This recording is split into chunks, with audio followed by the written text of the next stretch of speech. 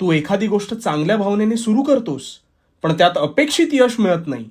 मग हे माझ्याच बाबतीत होतंय का, हा विचार करून खचून जातोस. मुळात तुला वाटतं की तू आज एखादी गोष्ट सुरू केलीस की अल्पावधीत तुला यश मिळेल. इथेच तू चुकतोस. अरे, फळाची अपेक्षा न करता कार्य करत राहा. धडपडशील, लागेल, पण हे सगळं तुला पचवावंच लागेल.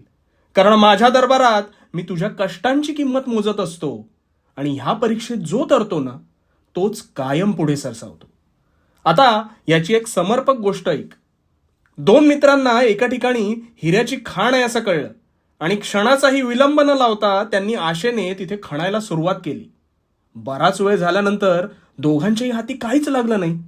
त्यामुळे एकाने आशा सोडली, पण दुसरा मात्र न थांबता खोदत राहिला आणि पुढच्या क्षणी असंख्य हिऱ्यांचा खजिना हा त्याच्या हाती लागला. यावरून काय कळलं?